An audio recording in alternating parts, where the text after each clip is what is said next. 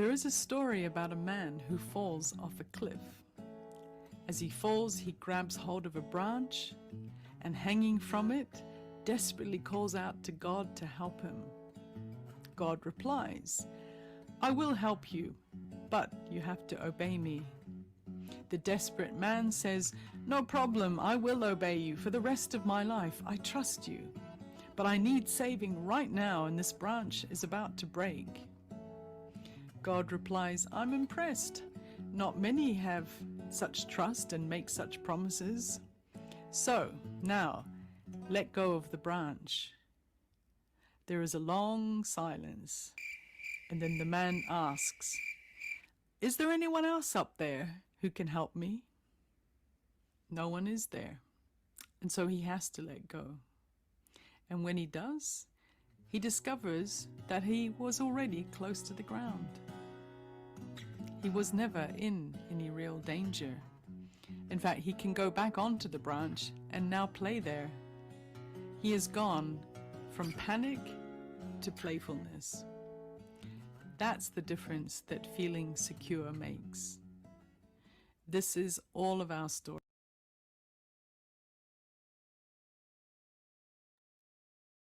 A revision, but nice to hear it again in a different form.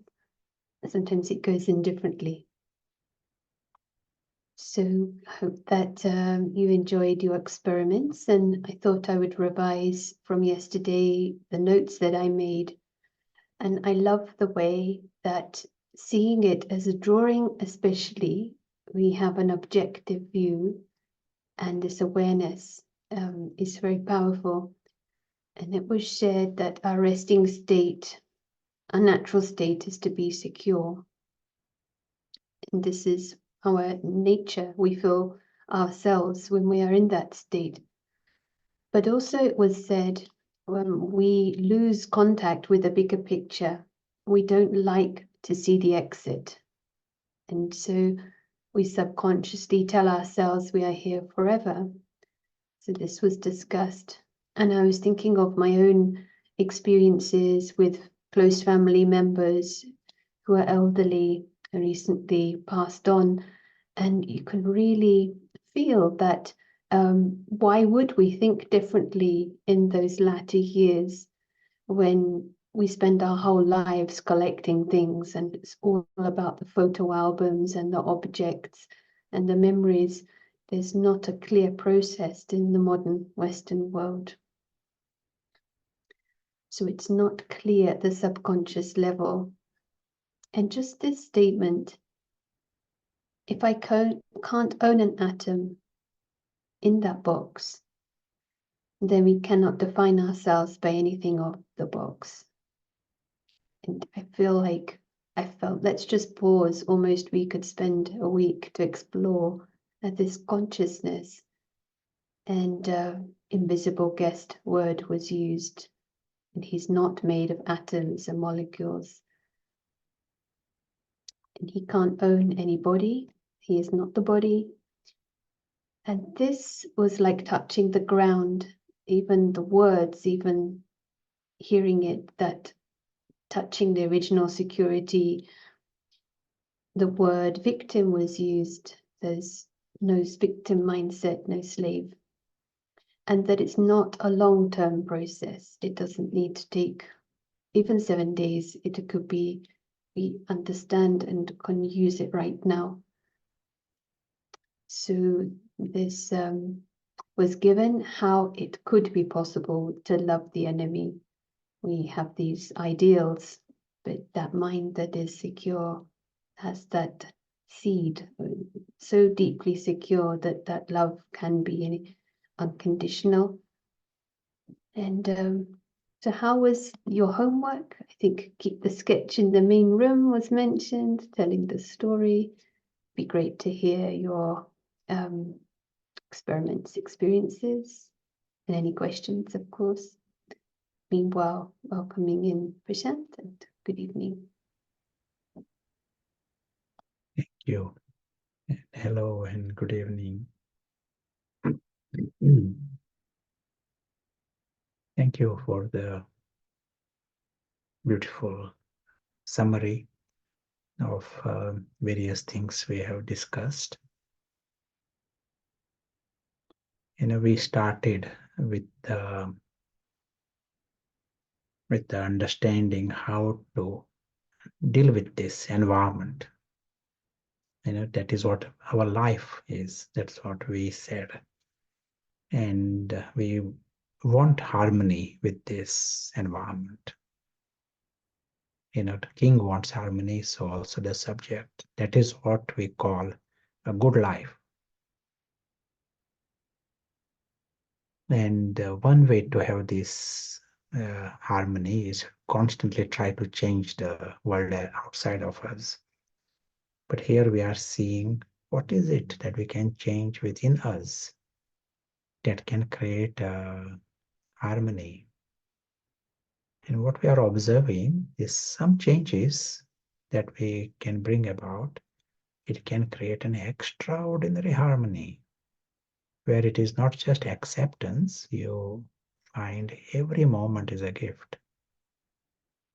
And we also saw it is not a long process. We can experiment with it today. Old habits are there. That's why we will be brought back into this old way of looking at things. But anyone can experiment. And this language of seeing from beyond, this is the secret. More we go to grab this world, more this world comes to punish us.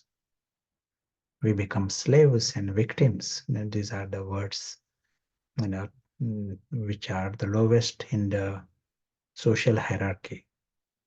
But the mindset becomes one of victim and a slave. But we have the option of the noble mindset. Means when a person feels full, he is not out here, and nothing can harm him. The world outside cannot harm him because he has not tied himself with that world. It becomes a gift. And he is not a slave, not a victim. And internally, what remains is noble. And in that mind, there is natural state of everyone is happiness and contentment. Happiness comes with friends. So this whole thing you find within yourselves. We like to be with people who are not slaves or who are not victims all the time complaining about their lives. You like people who are beyond the pettiness. Many things happen, but those who are beyond. If you yourselves get that mind, it is the biggest luxury. You like to be with noble personalities, but here you yourself discover that personality in a more stable way. It starts with minutes, but we have the option to experiment with it. So today we'll come to our next subject. And before that, let us create a few minutes of just a reminder, few words that help us come in that perspective beyond. One important word is we are the travelers. We understand this physical world is an extra gift for us.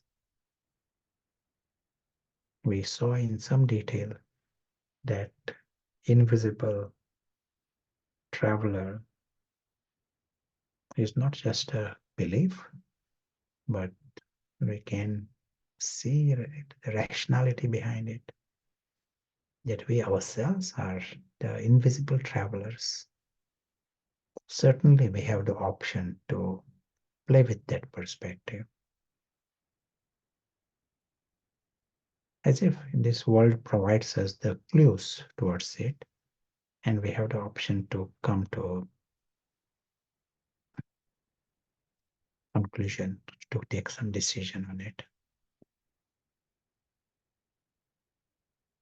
Use discrimination. But this time we are playing with that perspective of the invisible guest who is the invisible observer.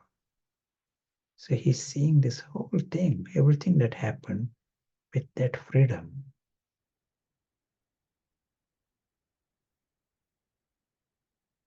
Just as a guest sees it, just as a tourist sees this, whatever he sees. In the same way, we are seeing this world like a invisible tourist. And then everything appears a gift. He is happy to come, happy to leave. He knows he loses nothing because he didn't claim anything. He experiences lightness of a guest. He experiences freedom of a guest. He experiences security of a guest. These are absolute factors. This security and lightness is not based on that unpredictable and temporary physical world. That's why they are stable.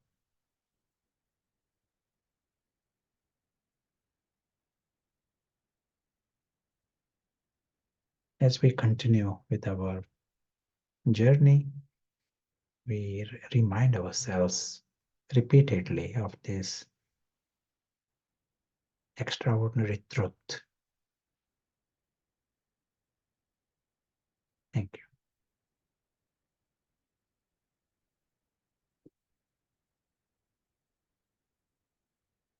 you.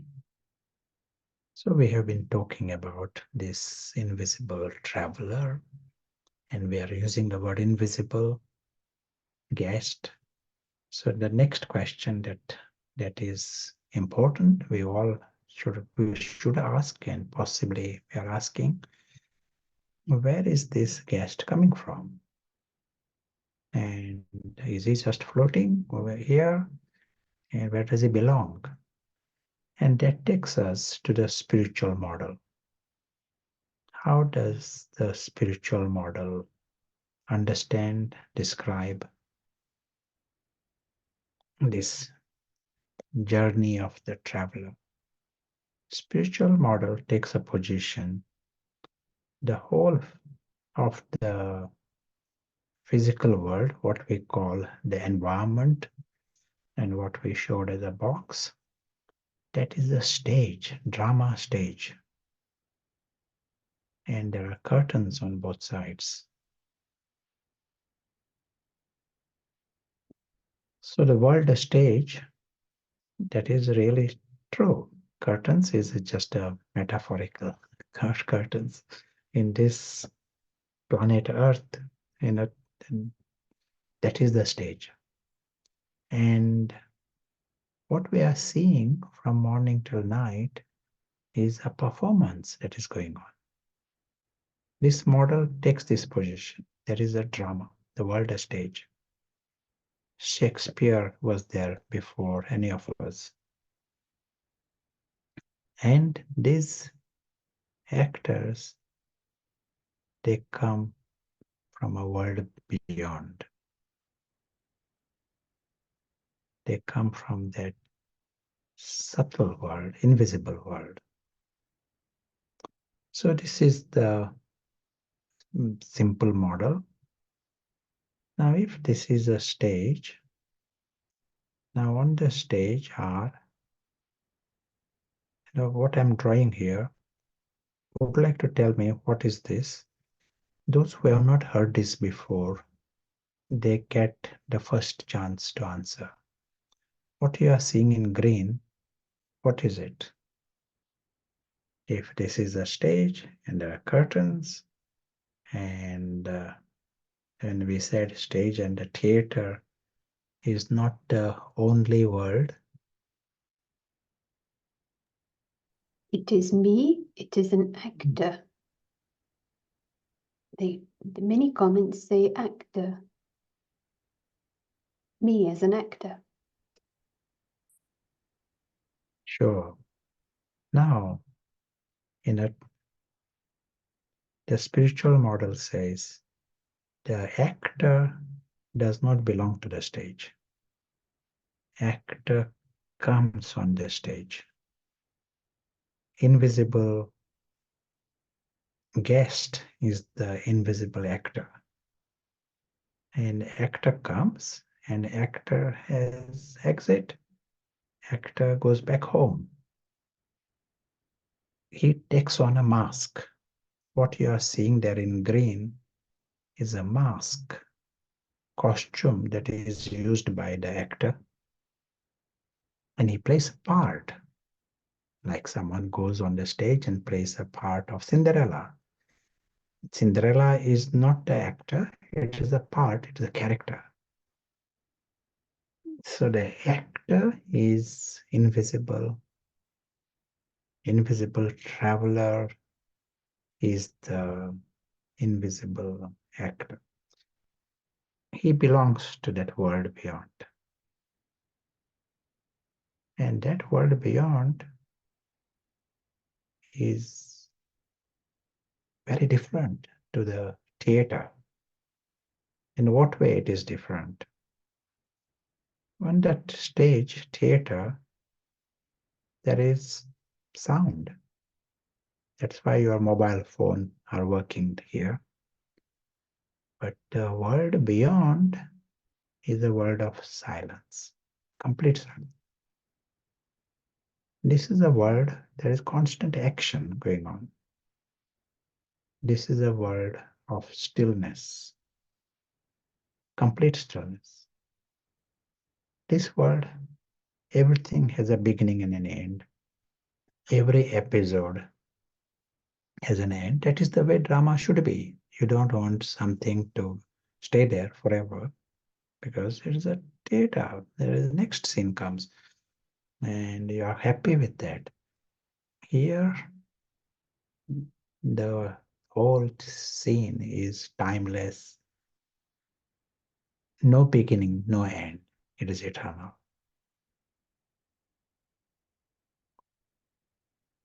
This world, we see a variety. On the stage at the same time, someone with big nose, someone with big ears, someone with a hat, someone with a crown, and world beyond. If you want equality, the greatest equality, you will get it over there in our true home. This is the model. We all are like a family. In a family of actors, all belong to this one home, one family. There are no differences. In the home, there are no differences. On the stage, there are nations and there are religions and there are races and families. There are variety. Not bad, not wrong. Theater means variety. That is the nature of it. So the invisible actor has got his home, has got his stage. So also any actor, he doesn't want to be on the stage forever. He comes on the stage, he also needs a home. So also at this big another level, we see that all have a home, true home, secure home, and all come on the stage. All the actors come on the stage. In this model, no one stays in the home. If he was just to stay in the home, he himself will not know that he exists. But in this model, everyone comes on the stage. When you come on the stage, you express, you experience, you play that part. and in its own time, in a sort of simple model at this stage. He plays the part, and there comes a time he comes back home. This is the model. There is a but. Something else can happen. If he was to be fully aware of this and understands that a theater is an extra thing, then he will have every reason to experience that constant happiness that we spoke about. There is no reason for him to be the victim and the beggar and any anxieties and mental health problems. There is no reason whatsoever. But there is something else happens. We touch this subject of the dotted green line. And this dotted green line represents ignorance.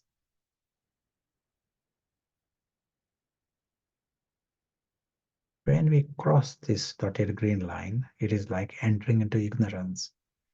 And what is this ignorance? You are coming on a stage, you are coming in a theater. If I am sensible, I understand these are props for the theater, and I don't own anything there. The moment he loses orientation, and he is confused, he doesn't know the boundary between the home and the stage. Everything gets mixed up. Then it is confused state. He has crossed the line. It is only then he starts creating expectations there. He's dealing with Cinderella and he's creating expectations. Cinderella should not do this, and the ugly sister should not speak like this. He's confused.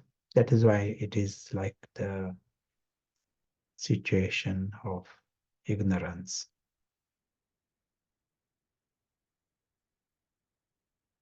And when you are in ignorance, you are less in contact with your reality. This reality is right here. That is his home, but he cannot access it because now he is getting more and more drawn into the story. He's not just acting in that story, but he is getting drawn into it. He's complaining. Mind is busy thinking about why someone is doing this and why something is happening. He's claiming that he owns things there. So more his attention and involvement increases, his bondages increase, he cannot experience his world. It also means he's not experiencing the supersensuous experiences the same way. So this dotted green line represents ignorance. And yesterday we spoke about this downward spiral. It's getting drawn more and more. Now we are understanding where the problem is. What has happened to these human beings? We are understanding this. In this model, we are seeing the bigger map, and now we are able to understand the picture better. You want to say anything?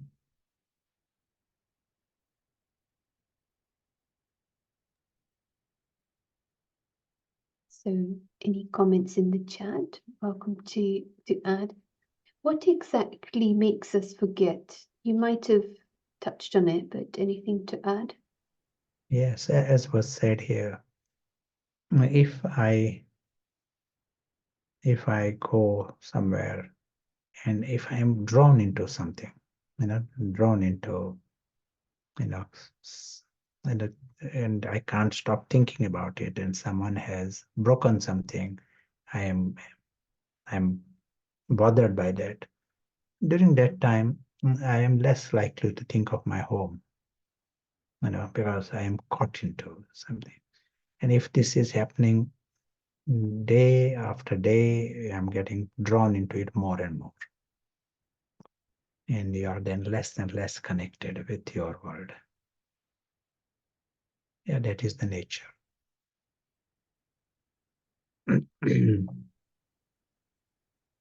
Then comes a time, Plato uses the word, don't know that you don't know. Means you forget to a level, you forget that you can't even be reminded. You have gone to so far into this other world. No one can even remind you that you had a home and you got this great family. You can't even remind it. You've gone too far into this delusion. We give an example. Let us say there are two actors. I am just using random names, Peter and Karen. I'm just using these names. And Peter is acting as a camel, and Karen is acting as a elephant. Peter, they are both acting, making a drama for the school, school children. 10 minutes drama. Peter is acting as a camel, Karen is acting as an elephant, and Prashant is acting as a dragon. And there's a drama for the children. And Peter knows who he is before the drama starts. He knows who he is whilst the drama is going on. Drama finishes, he enjoys the performance, enjoys the drama. Others don't see Peter at all. They only see the camel. And they don't know Peter at all. So this is the scene. For Peter, whole thing is a joke. The drama is a joke. In the drama, the whole thing finishes also. There is no more camel and no more drama. Still, he enjoys. He feels it was a great experience to go there. And he enjoyed the part of elephant also and the dragon also. He sees it the right way. But if, as time progresses, Peter was to think he is the camel, starts to believe like that because no one else notices Peter. And drama was not just 10 minutes, but 10 months, continuous drama going on for months, and no one is talking about Peter. And everyone is liking the camel very much.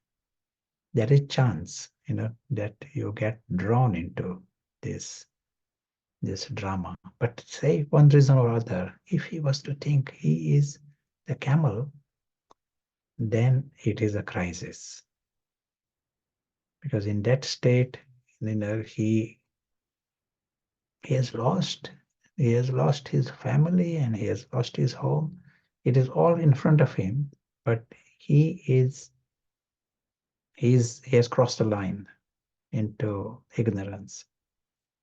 It is not a small loss, it is a big loss. He even loses himself. He even doesn't know himself. He thinks he's a camel. Such is our story here. We have been acting in this drama, and as we have been acting, this drama is going on and on. It is not 10 minutes, it is much longer. And we are deceived. We are in a we have crossed that domain into ignorance.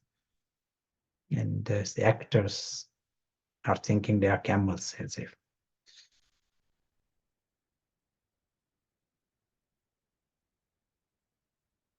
And when you come in that state, the game changes, your emotions, feelings change. When the invisible actor is on the right side of the line, he wins the sky. He wins the sky.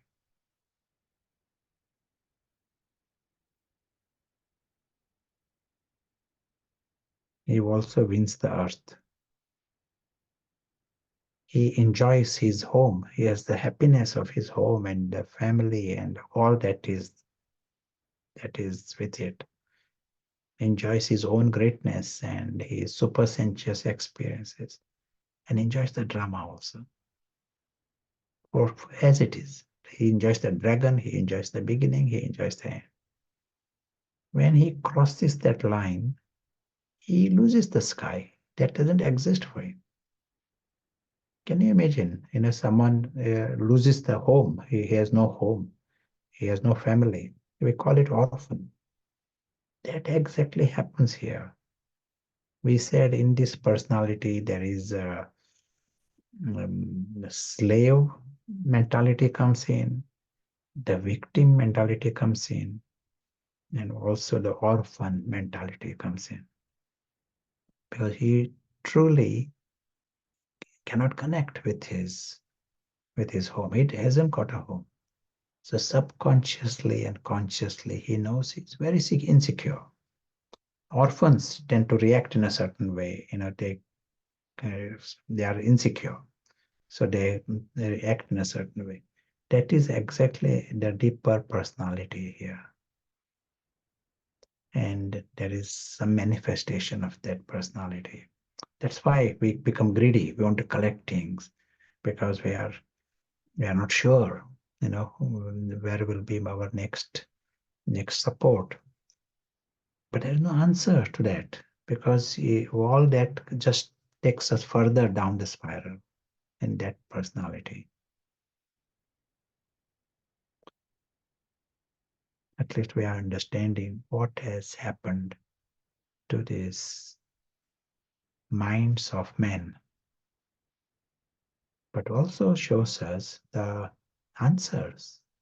It is not just analyzing the problems, but now we are understanding the answer, the clear answer. And I think you go to the root. Let us put right the root cause. And so, what is the root cause? The actor, he has crossed the line. Actor is not even conscious at the present time and thinks that he's the camel. And now we want to get him become conscious again. Help him discover who he is. Help him discover the bigger map. Step back of that obsession with the things in the drama.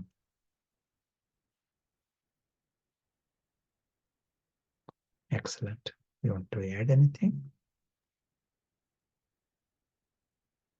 I'm curious about this word personality. So your example, if we are playing a role in a children's story, like a camel role, it's clearly not our personality. But in this real world or in this drama, it's not so clear what our personality is. Is it not expressed somehow through the role that we play? Yeah, at this stage, good to see there is a drama and there is a part played, but our personality, we can know ourselves. Others can't know, but we can know our deeper tendencies and what is happening. But it is not our original personality.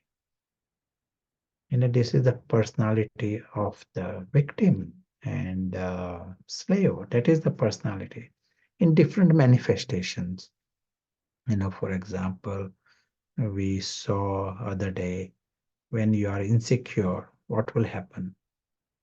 Anyone who is insecure, feels insecure, he will react in a few kinds.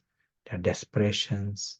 It will take the form of greed, and it will take the form of anger sometimes, or sadness sometimes, or anxiety sometimes, or stress. These are because foundation is insecure, and he will go for whatever that makes him secure. And this is the manifestation of it. But this is not our original personality.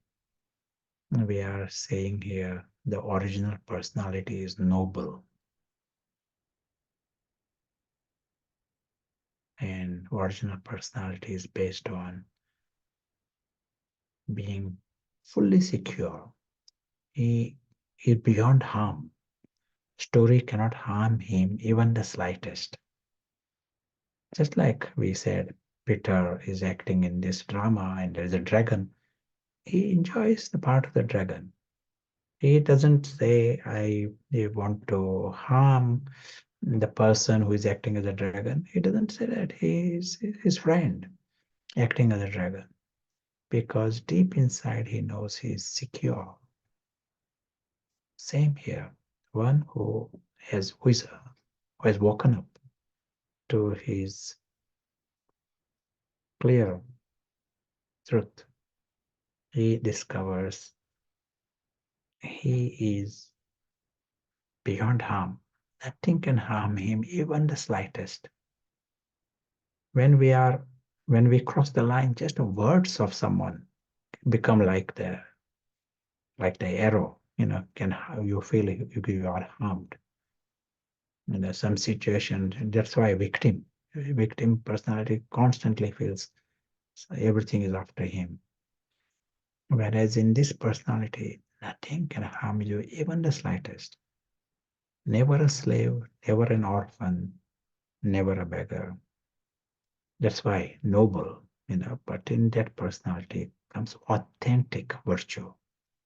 Whether we talk about love or your whatever, your original highest personality, it expresses. And you discover it. It is not a question of show, you are discovering this. And that's why we said, what is the personality? You know yourselves. Drama is going on. Drama part of the camel. That part doesn't reflect what Peter is. Peter's nature, Peter's truth, he knows. You cannot judge it from the script of the camel.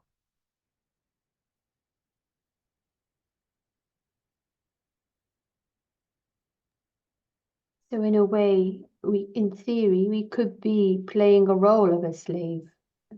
Mostly we are not having a role as extreme as that, but it could feel like when we have so many duties, for example, or you are caring and you feel there may be no choice in one sense.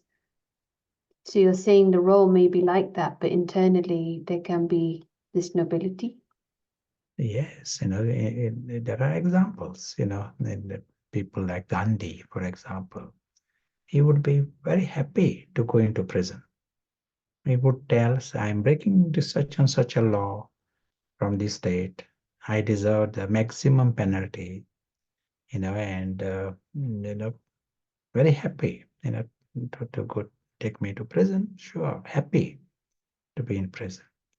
And a few others would queue in the prison. They also wanted to go to prison, and there used to be queue, and the attitude is internally absolute master. In the drama part is you are a prisoner. There are guards and you are there is no external power. That is a script in the drama.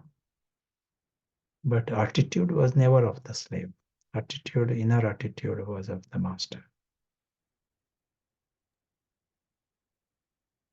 Yes, there are a few in history we can draw on, like Mandela, Gandhi, but is that something we should expect to do ourselves? It almost appears superhuman.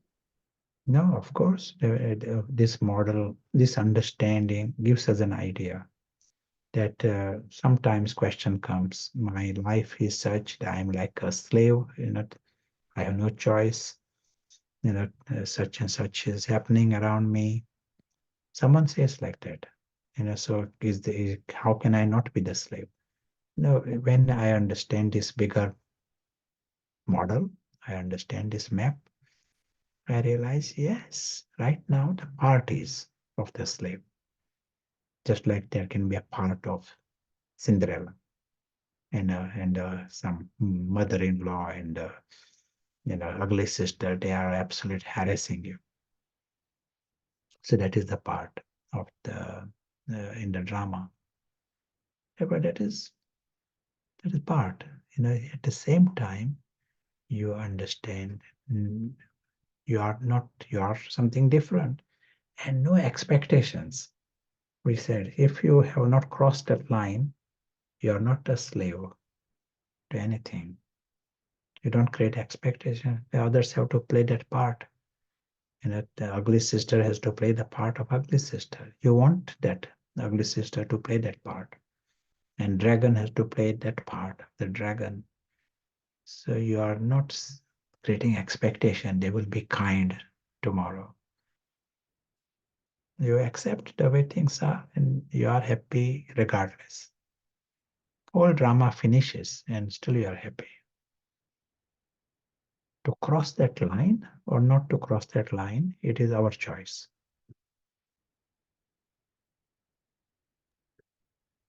Really nice point. This model makes it easy.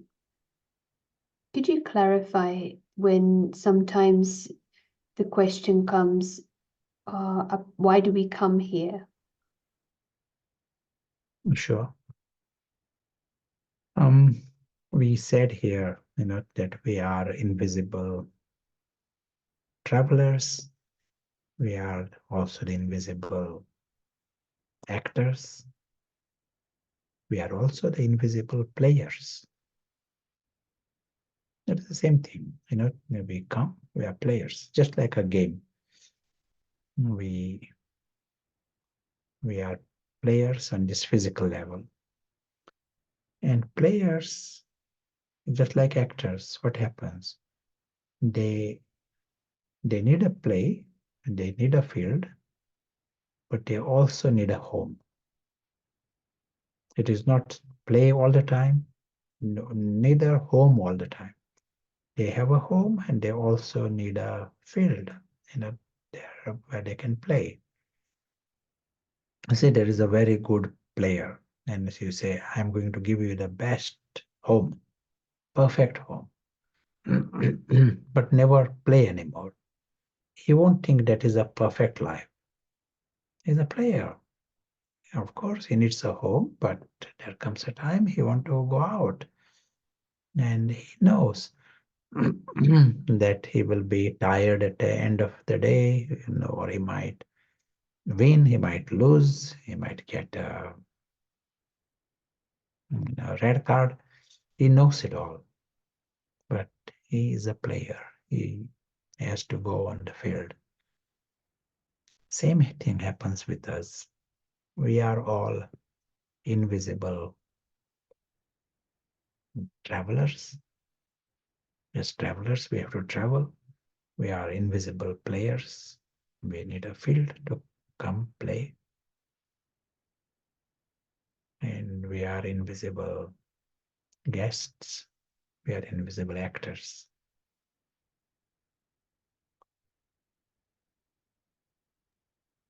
One question. In philosophy, there's an argument in some philosophers. They say maybe in theory there are some who are in that home, supreme home, who never come on the stage. They don't ask the question why we are here. Those who have come here ask the question, why are we here?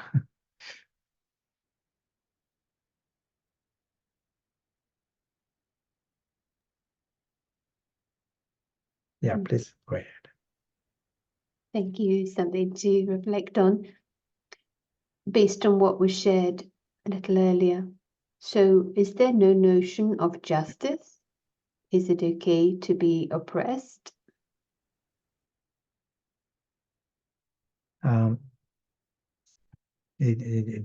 As we are seeing here, the truth of each and every one is immortal. He has got a most noble and divine family. Divine means there is nothing inauspicious in them. They are embodiments of love and embodiments of happiness forever. Their home is perfect home, supreme home. They can't be harmed by anyone. Such is their reality. And they got an extra gift of this great drama performance, non-stop entertainment. What more justice is he asking for? This whole thing is such an extraordinary gift he has got. Life itself is a whole thing, is a huge package of perfection and celebration and happiness. The universe is positive. Is he asking for any injustice or asking for justice? What is he asking for? Truth is immensely beautiful. But when you cross that line, then it is our choice to cross that line, as we said. And nothing is right. Because he is worrying about death, and he's worrying about, he's immortal, but he's complaining about death. He thinks it is injustice.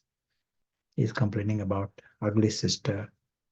He's complaining about the elephant who is not letting camel sing. It is like it gets into this absurd situation. When he is on the right side of the line, he sees the joke behind what elephant is doing and what camel is doing. But when he crosses the line, you never win. You might notice this sometimes. If some goes into confusion, it can be children. They're asking for something, and there's a confusion. You don't win. Whatever you do, you can't fix things, and you just have to wait until they come out of that madness. Follow-up question, but I can't see them. Where to find such beings? Where to find such? Where to find such beings? We have to become this. This is our truth. There may be, as we said, we never know. Your neighbor may be in that state, in that experience. By seeing the camel, you don't know about Peter. But each one knows. Peter knows himself. It is more like that.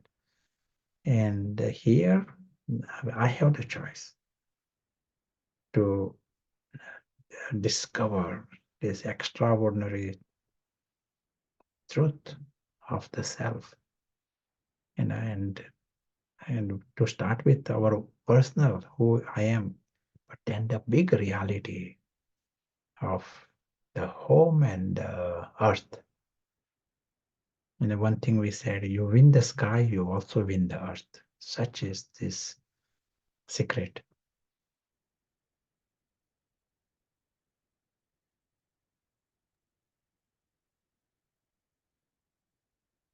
That helps. How do we not take the personality or identify with, say, a slave, even though the part could be of a slave or a victim? Is the question clear? Yeah. What really happens is when we cross the line, then there is that confusion. Part of slave becomes me. It is like it all matters. We have to create these minutes and minutes of seeing things the right way up. When we cross the line, we are like upside down. And we see it the right way up just for a minute. And then you are understanding, wow, the same world, same environment, you can see it completely differently. And it is fun. You are now seeing things with a completely different attitude, with that noble attitude. And you are happy, as was said, where a camel is there, and if you are happy if the dragon is there, you are happy if a drama finishes, drama begins, your home is always there. Universe is positive. This is such a nice thing to know. Universe is positive and nature is our friend. Things are good. We just need to see the things the right way.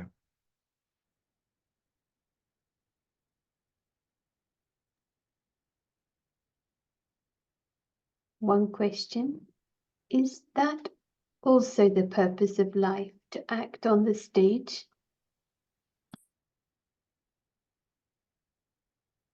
I might not use the word purpose for that, but that is part of our destiny. We are actors. Actors do come on the stage and they act on the stage. That is it. We find ourselves here to come and act.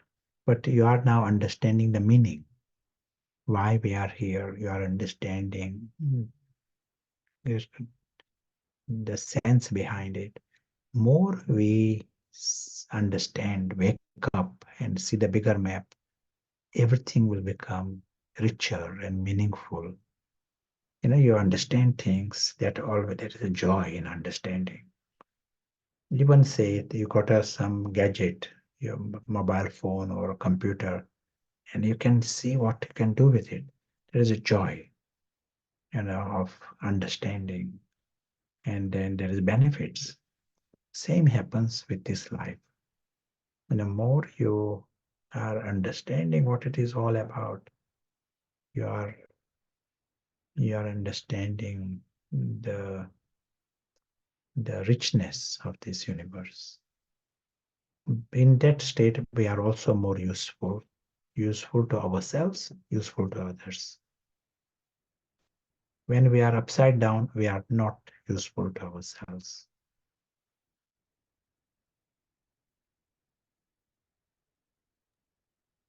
I was thinking to create some time for practice, when it is appropriate. Yes, we could do that now, and any other questions we can bring in later. Sure. Mm. Understanding this model helps us in our meditation practice, and everything is in place now. We understand what is happening, why we are practicing what we are practicing. We are using two words, and these two words will be useful for our meditation practice. And one word is paras, Sanskrit words. And paras is the refined intellect. If we were to use, we all have paras intellect. But if we are to use it, we will see the world the way we see it in front of us. Yeah, the sketch. That will be our notion of this world. Not just a concept, not just a model, but that will be so obvious. Peter, when he's on the stage, it is obvious to him that is a theater and he has come there and he has a home and he has his family beyond. Same is here. One who is Paras, he finds it so obvious that who he is, his extraordinary truth, his true family, his home, his world, and he knows the story and the theater. That is natural. We also have another intellect, and that intellect is called Patthar. Patthar is a word for stone. In Greek, patros, and in Latin, petra, peter, all these words mean stone. And Sanskrit word patthar sounds very similar. It means gross intellect. Paras is refined and patthar is gross. When we use patthar intellect, we don't have the sense of the subtle, that anything that is not gross, it doesn't exist for us. Everything is seen at a very gross level. So if we approach this world with patthar, then camel, elephant, dragon, that is all that is for you. You can't even understand. There is Peter there acting the role. No one can tell you that this exists. That don't know that I don't know. That is what happens in that state.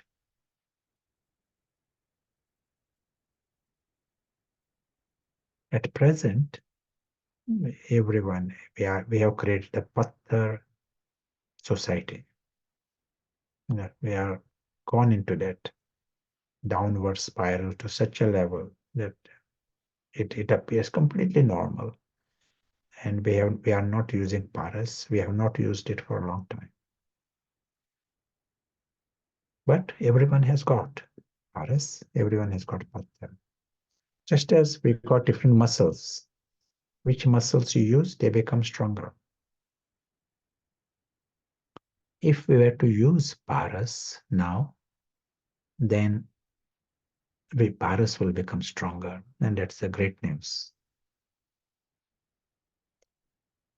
One thing about paras, it has the sense of the subtle, but paras includes the broad intellect. You can see the bigger map.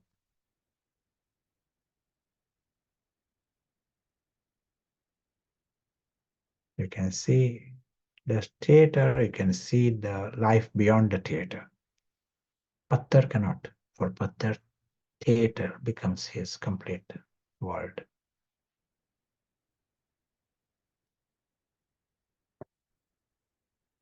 So our meditation in the next few minutes, all we are doing, we are using the paras. That's all.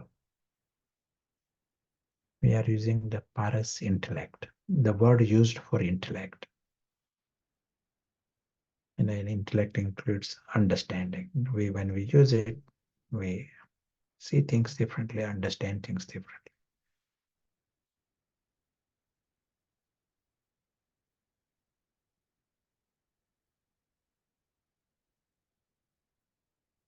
So this minute, if I am to use paras,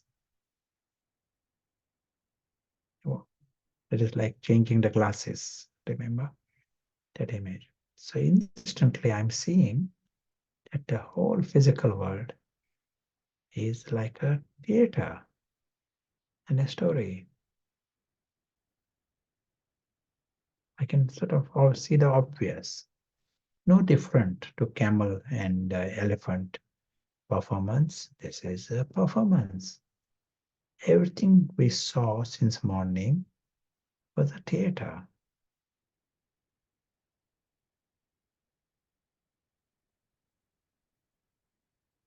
And in this theater,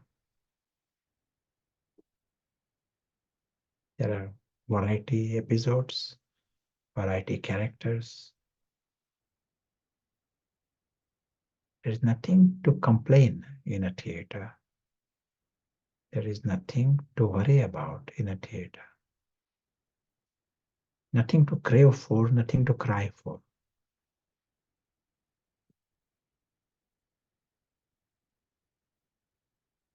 With the Paras intellect, I can step behind the theater, come behind and beyond.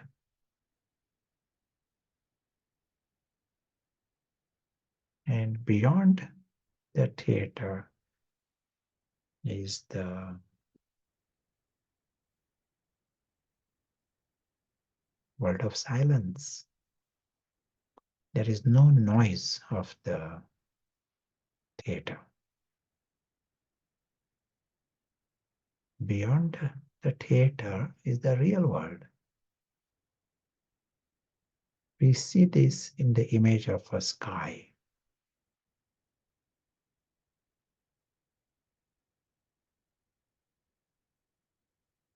This world is timeless. We are just seeing that image of a sky. We may see it in gentle red color, like an evening sky. But most important, we are understanding this dimension is timeless. Timeless, changeless, and endless. Exists forever.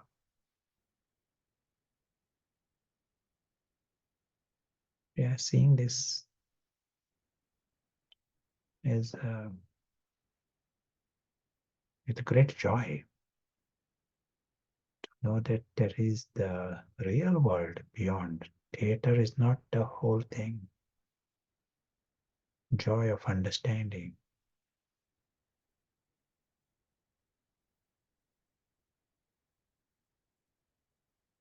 This is the true home of everyone. Everyone has a home. The home is eternal and everyone is immortal. We see them in the image of tiny stars, living stars. They are the living stars of this sky.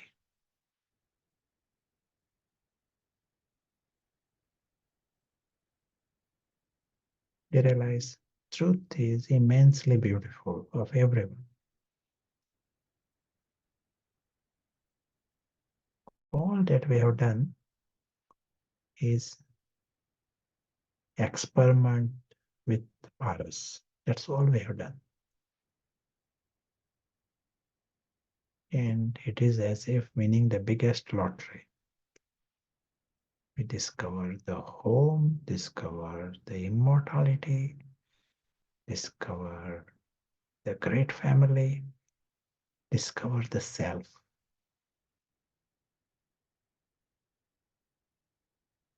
And also we discover the great performance and the drama. That is also extraordinary gift. We are seeing it for what it is, seeing it the right way.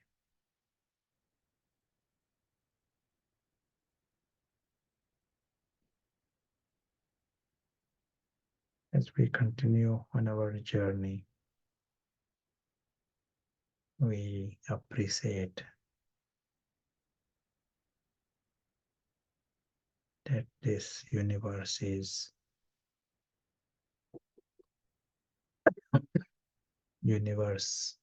positive and our truth is beyond belief.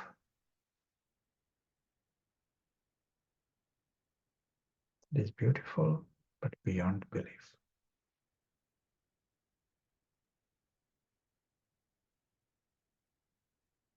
We have the option to see this world the right way up.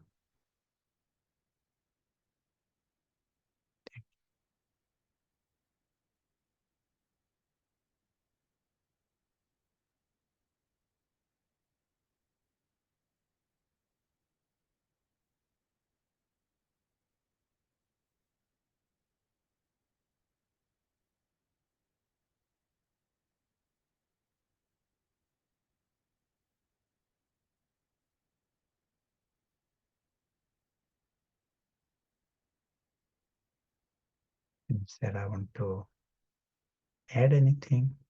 Then we will have rooms at some point. Always really appreciate the definition of the intellect that makes the process easy, even if it is a little process to strengthen the intellect, but it's like a tool that makes the job more natural. And one example you gave, if you have a pen, it's great for writing, but it makes a really bad instrument for something else, like a spoon. You wouldn't, it would make a poor spoon, and a spoon would make a really bad thing to try to draw with. You can sort of do it, but you struggle. So with this, seeing the big map, if you use the right instrument, then it's the most natural thing. And so to practice, it's so nice to feel the click, and everything is it very much makes sense with the broad sight.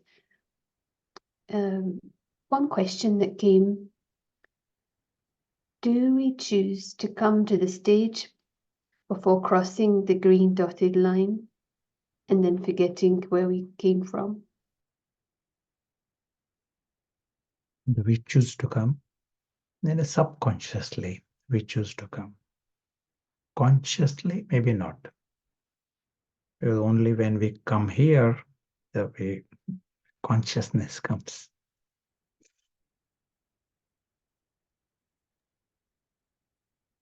Is it more clear?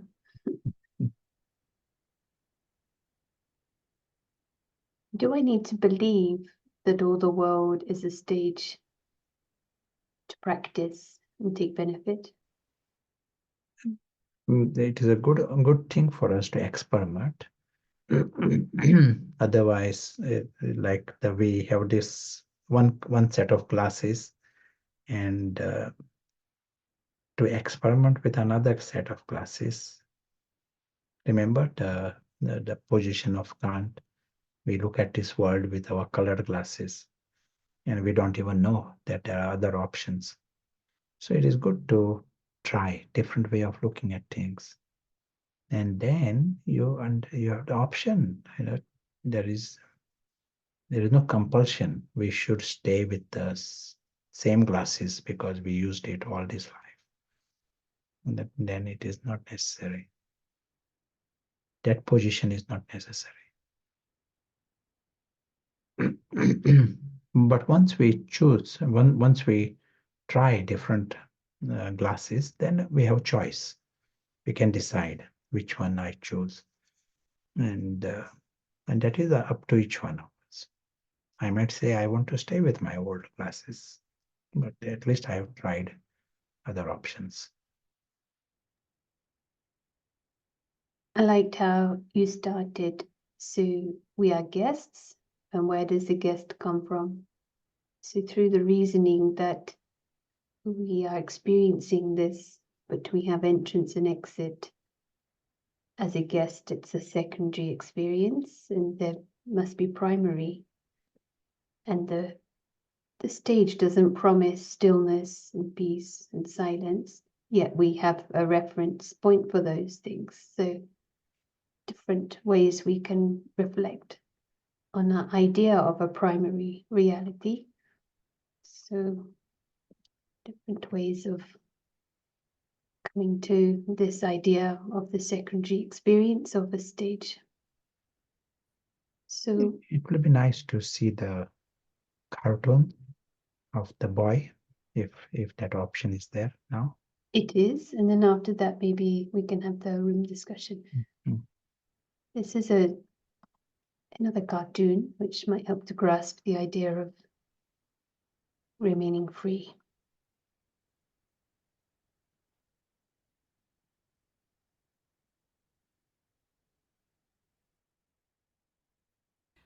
Let's take little Johnny as an example. Johnny and his parents are visiting some family friends. Out comes a toy for Johnny to play with. Great, he's so happy. But 10 minutes later, tantrum time. So what went wrong? Turns out Johnny wasn't happy just to play with the toy. He wanted to take it home. And that simply wasn't going to happen. So even though the toy is still there in front of him, in little Johnny's heart, the toy is already lost. He came as a guest. He was enjoying playing with the toy. He had a relationship with, a connection to the toy. But Johnny was still free. However, now he wants to own the toy. He doesn't want to let it go. He is in bondage to the toy. And so Johnny has become a very unhappy little boy. For now, the toy is still in front of him, but he can't enjoy it. He cries on seeing the toy, cries on leaving the toy, and is still crying even back home just thinking of the toy. Are we adults really so different to Johnny? Or are the toys just different? When Johnny entered the house, he knew he was a guest, it was clear. But later, he forgot. He forgot he would be leaving, and he forgot that nothing here belonged to him. And so in his state of confusion and ignorance, he created bondage. He crossed a line from clarity into confusion, from being a free guest into a state of bondage.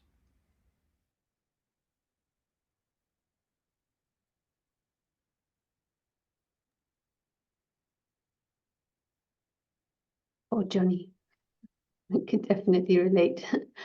The toys are just different. The more material for discussion and question we could reflect on in the rooms. In your own words, what is the experience beyond the drama? What is the significance of Paris intellect, which is broad, subtle? And what is the significance of Pata, the narrow intellect? Prashant, is that okay? Yeah. We'll just pop that in the chat. And I think we are familiar with the routine, so enjoy the discussion, and we'll see you back in just over by 10-15 minutes, and we're also joined by a guest speaker when you return, so looking forward to that. See you shortly.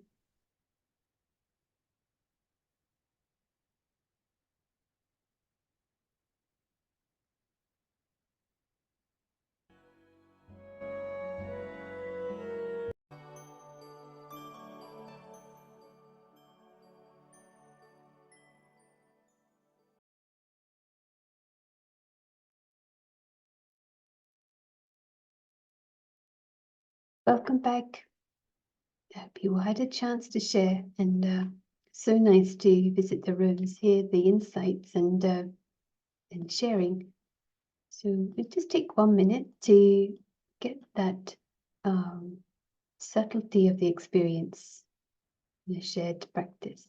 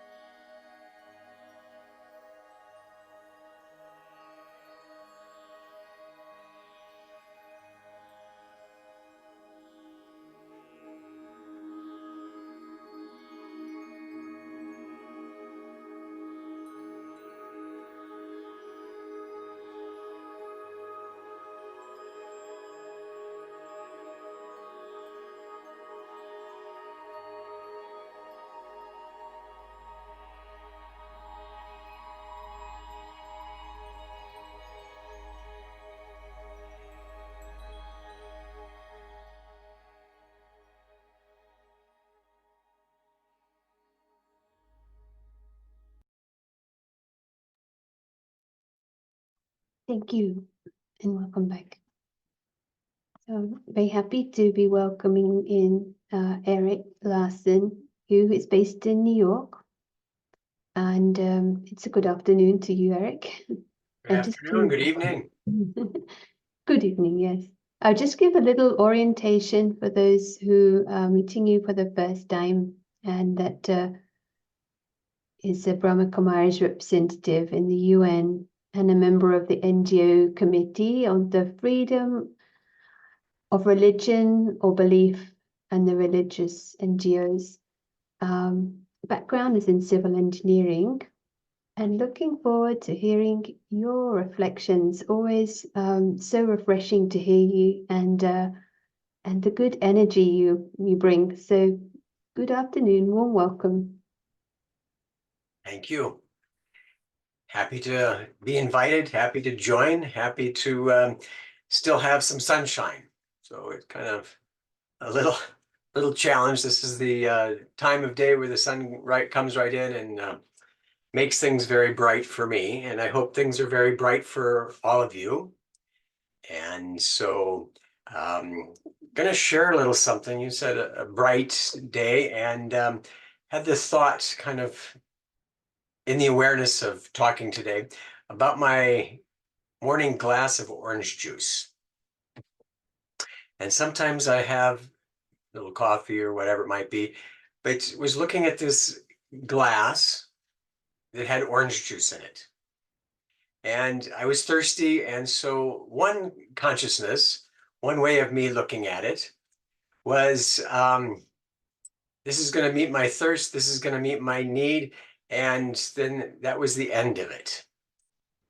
But one of the other aspects that from my background allowed me to think about is what actually took place for me to have a glass of orange juice in the morning. And I did have a background of civil engineering, learned how things were built and such, and worked in insurance as a consultant to tell people not to blow up their places, not to burn them down. And I pretty much got people to agree with that. Yes, that's a good advice. And so I would go into different places when I started out, and I saw how things were made. And it was just kind of stopping with this awareness that for me to be able to open up a refrigerator and take out some, actually it was grapefruit juice, some juice, pour it into a glass, what was necessary? And what was the consciousness that I was drinking that juice with? Because somebody would have had to make the glass, or actually I had to buy the glass, just a little glass container. I've got a metal one here now, but glass container. And in that sense, I went to the store to get that. And I also had to think that there was someone who drove that glass to the store from where they made it, and that somebody was there in a factory making glass. And it's a wonderful process if you've never seen how it's made. But then there was somebody before that who was actually in the mine digging out the sand and the soda ash or whatever is necessary. And all those steps had to be taken for me to have that glass. And in a parallel but totally different kind of line, somebody had to, pick the oranges. Somebody had to squeeze them. Somebody had to box it. Somebody had to truck it. Somebody had to get it to the grocery store, and I had to pick it up. And all of those elements, all of those people, all of those actually lives and awarenesses had to happen for me to have orange juice, just a little glass of orange juice. And so I'm kind of, sharing a little of this with that sense that there's a choice. There's a line in the sky, and we're on one side or the other, big green line. And do I live only thinking of my immediate needs, what I want, without any regard to what else has happened in the world for that to happen? Or can I always be filled with wonder and miracles, basically, and have that awareness that so many people, so much information has been accumulated and acted upon for me to be able to live the life I lead right now. Okay. And I find that's very powerful for me to have the awareness that what is happening in my life is based upon millions and billions of other lives in the present time and in the past. And that has all been building up for what I'm enjoying now. And that would be for everything. And so that choice of consciousness, do I live that everything is a miracle, is wonderful? Oh my gosh, I have juice right here in the refrigerator. There's not an orange tree within 500 miles, okay? So it's a miracle. Or do I just assume that what are my needs? What do I want? And I don't care or think about anything else. And I live on the kind of the cutting edge of how come my needs aren't met? Or as that little child for the toy, as a guest in his playing, do I get attached to what I need, what I want, what is in front of me? Or can I have that sense of how have I lived and existed with the benefit of everybody else? And it was said today, can I see the bigger picture? And the bigger picture, just on a glass of orange juice, is how much cooperation in the world has allowed that to happen. And for us, in the retreat and understanding, what's the bigger picture? Can I see that I am more than just, kind of a walking bucket of needs to be met? That I am something else, that I am, understanding myself in a deeper way and seeing the whole picture. And I find that's a nice topic to pause on. How do I see myself? How do I see myself in the world? How do I see myself in the universe and in history and in eternity? And so I'm quite happy that I've been given an opportunity to understand that there is a choice. And I can just kind of plod along, human being, this is how it works, this is what's important, or this is what the world is telling me to do. And I should, kind of check off my needs. I got my juice, I got my coffee, I got my ticket for the train, and I got to, and live in that space. Or I can kind of have that sense that how uniquely connected everything is, but how everybody is, in a way, free to choose what world they live in. And that sense, do I have a stone or divine intellect? That was one of my first Hindi words, pater. Oh, that guy has a pater buddhi. He's has a stone intellect. He's never going to learn anything. Wasn't a compliment at that time. Still isn't, probably. But that sense that what kind of an intellect do I have? What kind of an intellect do I use?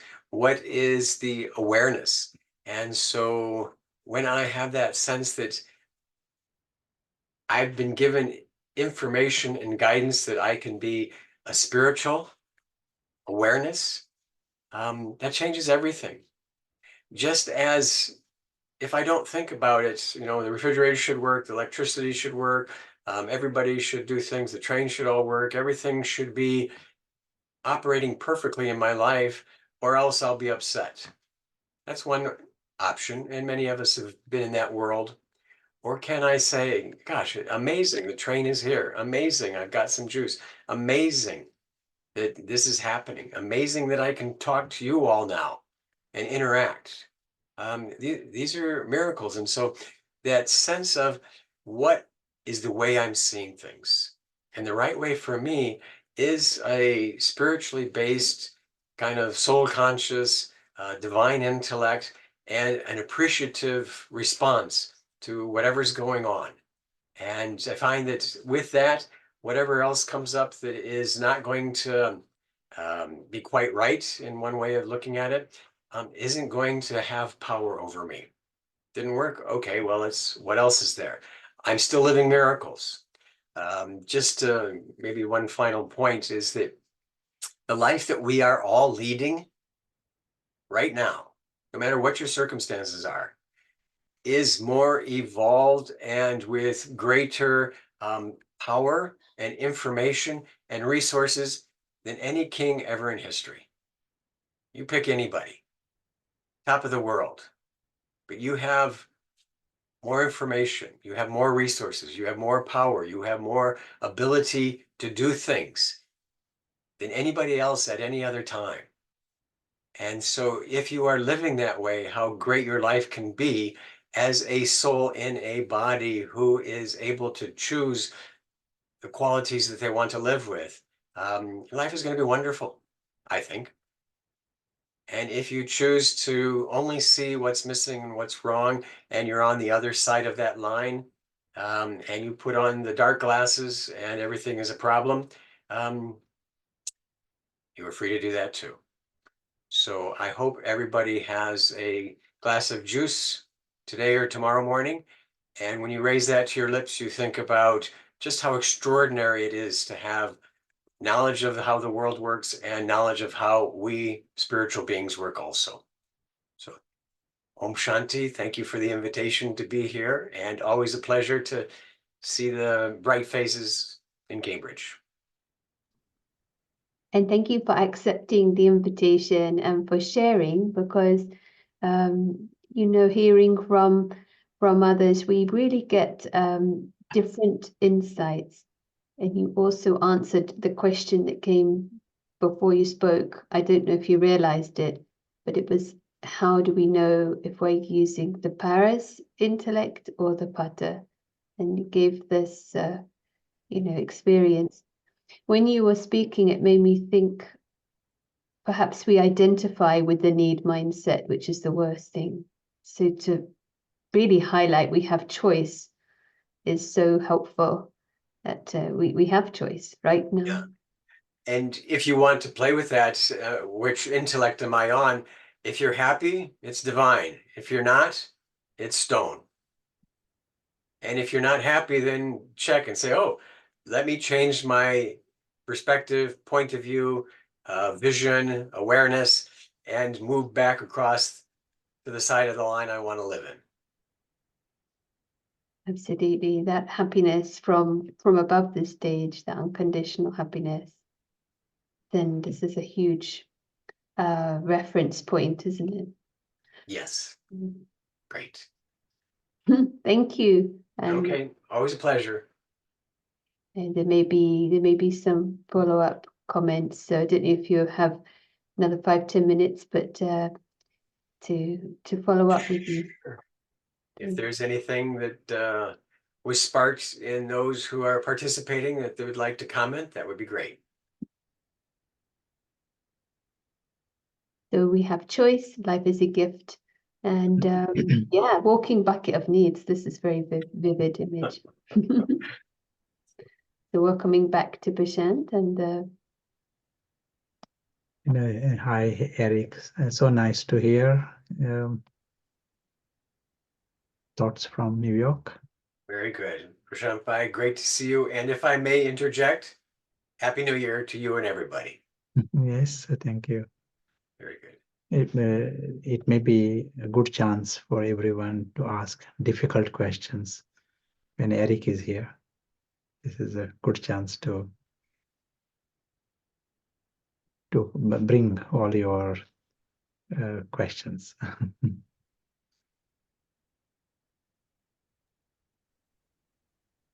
what would you say to this question, Prashant? How do we know if we're using Paras or Pata intellect? Anything you would like to add? Yeah, sure. First thing is, when we are using Paras, we are seeing the story as story. And story, different things are happening. Story is not just a party. In the story, there can be, there is a war also, and in the story there is terror, the comedy also. Story, these are all different aspects of the story, and good for us to experiment, to see it, what it if it is a story. Maybe we are ourselves in a situation in the middle of it, and then you will get an idea how we have freedom. We have freedom to do things differently, but also see things differently, understand things differently. And at the end of the day, you will find you are able to solve situations better when you are seeing them in a paras way. When we are approaching it in a patthar way, we suffer to start with, unnecessarily. Even if things are going right, we suffer because we are seeing incomplete picture. But we are not solving it. We create more complications in the belief that we are solving it. Sometimes some person says, I am unhappy here. How can I see it as a story? No, experiment, seeing it as a story. And then you are able to see another perspective. And in that perspective, you are seeing the answers to this. But story, you are, what Eric mentioned, you are happy. You're not happy not just with the cake, you are happy regardless. Because the reality beyond is a big, big prize. We are missing it when we are in Patthar.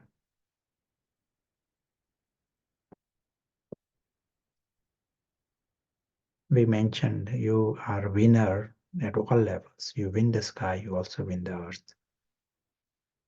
But at the present time, we are making paras stronger. Everyone has got paras, but if the muscles are not used, they atrophy. Maybe once you start using the muscles, they will become stronger. Same thing happens to our intellects.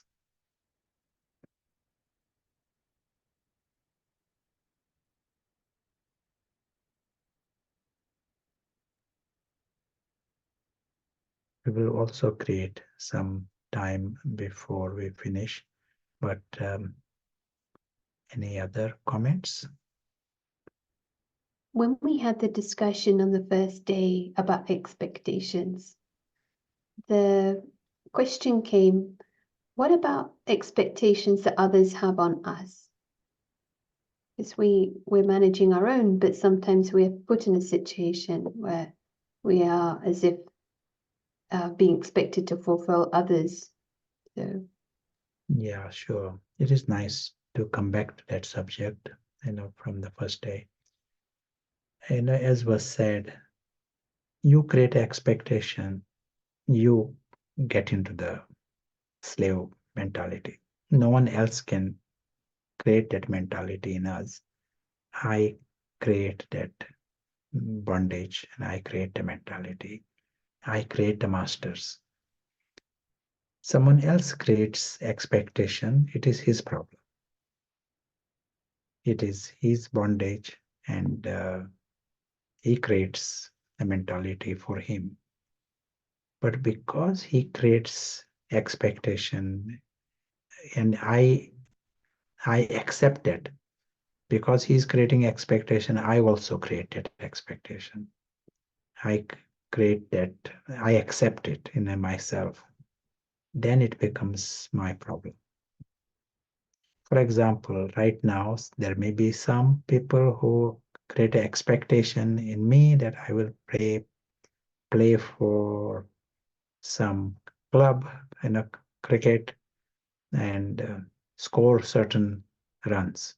They create expectation. Then that is okay. It is their choice. But I do not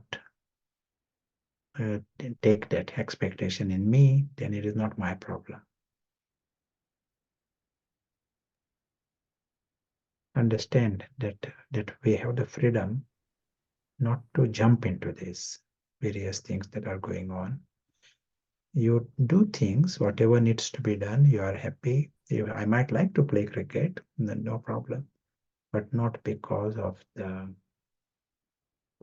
expectations, not as a slave.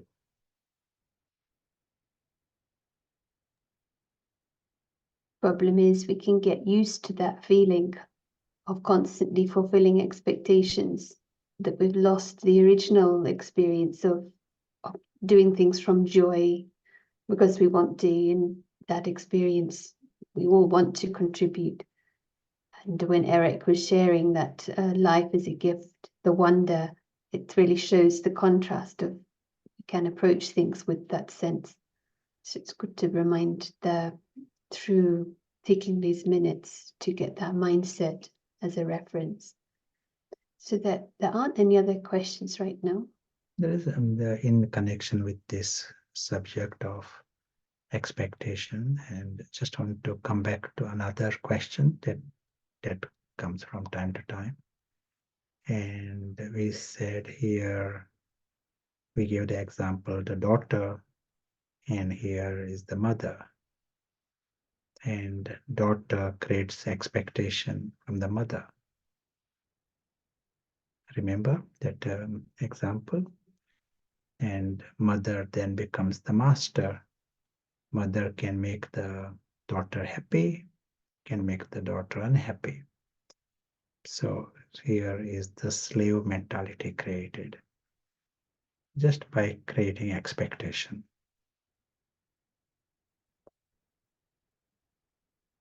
And then what happens now when the person is in the slave mentality? Then tomorrow the daughter has got a function at her place. She says, I am not going to invite my mother because she did not invite me for her gathering. So it is a predictable reaction that is coming from her. And slave are not able to think differently. The master decides. Master presses one button, she is in lots of love.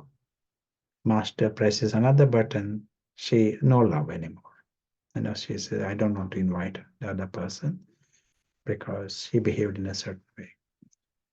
Now, if that slave was not there, if the daughter was free from this, and the mother now has not invited her, okay, mother has not invited her, but the daughter next day, and she has no expectations, which means she's not a slave, she's not affected by this. She says, okay, mother has some other things to do, she got other people to, she's busy, and that's fine. But I got a gathering meeting tomorrow, and I want a mother to come. And she will be acting from love. She chooses to love. It is not someone else presses the button and she's loving, but she loves because she's the master. She's her own master. She's happy because she's her own master. She's content because she's her own master. And that's why you will find, Sarah was mentioning earlier, that happiness, the person is experiencing happiness. And happiness is coming because you have not given your buttons to someone else. They press the button and you are happy, and they press another button and you are not happy. No, he is his own master. And we said also that truth of all of us is immensely beautiful. Original state of each and every one is of happiness. And happiness comes with its friends. All these other things come. We just need to remove the masters that we have created all around. And we said this environment and the drama, by giving it power, we create more masters there.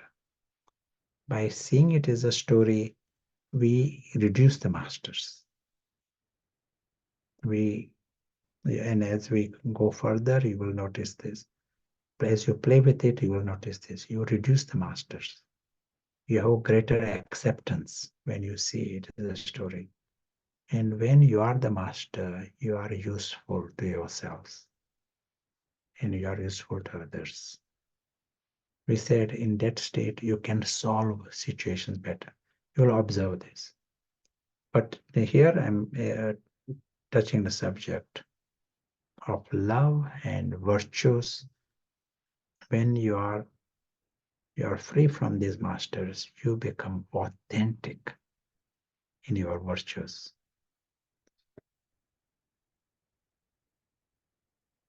Thank you.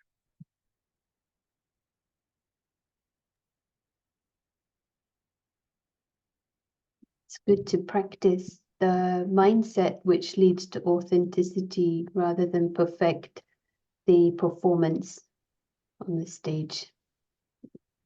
So we've come to time, and would be great if some focus, introduction of a practice, and something that can be collectively made before we meet again.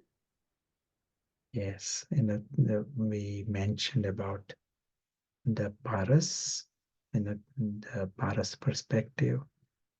Yesterday you had a sketch, and today the next homework for us is to draw that bigger sketch where we are showing the story and journey of the invisible actor.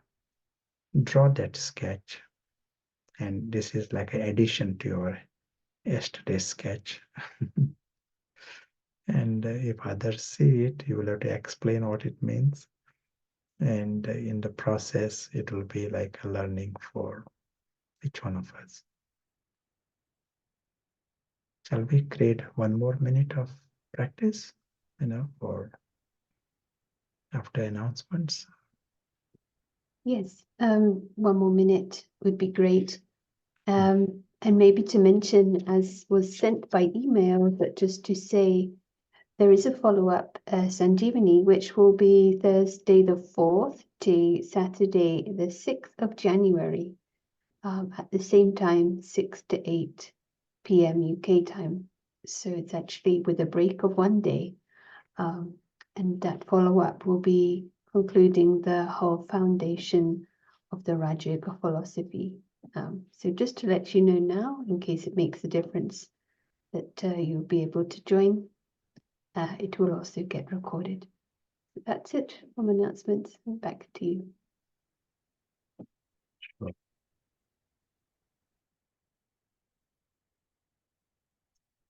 And as we are seeing, we have the option to use this best apparatus. Intellect is the most precious thing for us, and we have the option of using the best. And with that, we are seeing the physical world for what it is.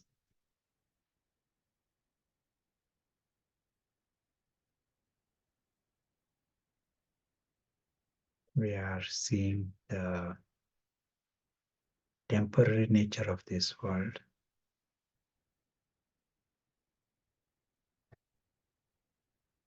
As if we are seeing it from beyond. That's why the bigger map.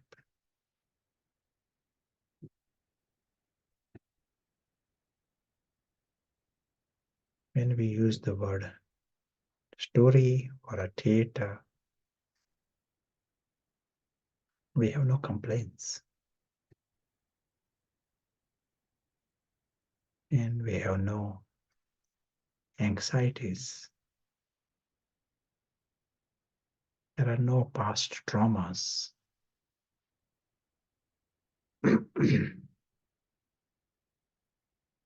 and nothing to crave for. There are no obsessions. All this unpleasant side of the human nature, it collapses when we see it as a story. That is what we mean by being able to step behind the line.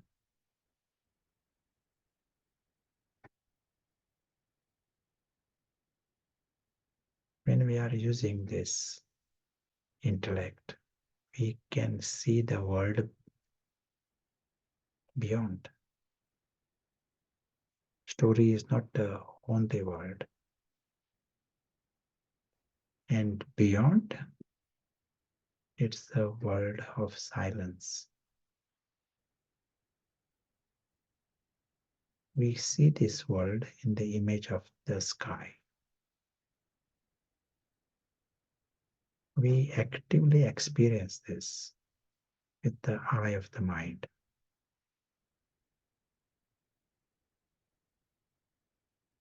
With the eyes open or eyes closed, but we come in that expanse. See it in gentle red color.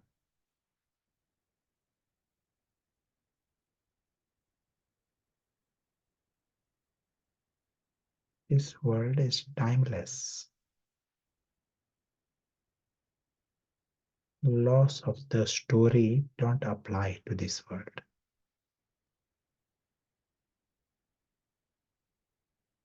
It exists forever.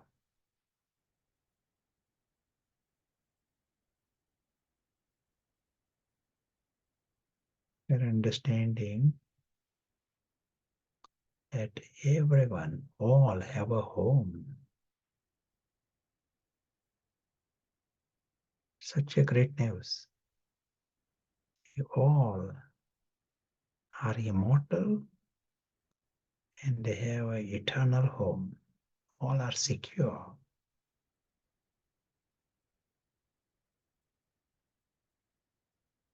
All are lucky to have this home and they themselves are beyond harm. Story cannot harm anyone.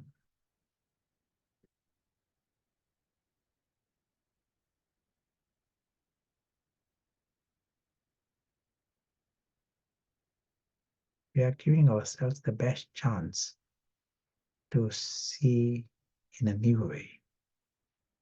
When we are using paras, we are not mixing it with patthar. Maybe for a few minutes, but we see it properly with paras. Everyone is safe. Everyone is safe. Full stop. All are beyond harm. Full stop.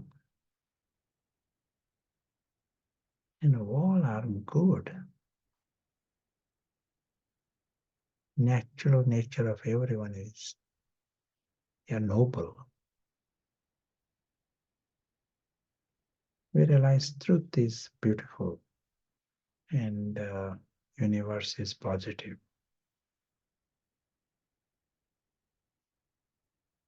As we continue on our journey, we remember this option.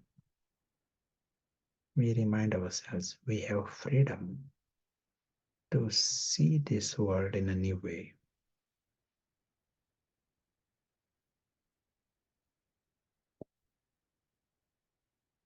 Thank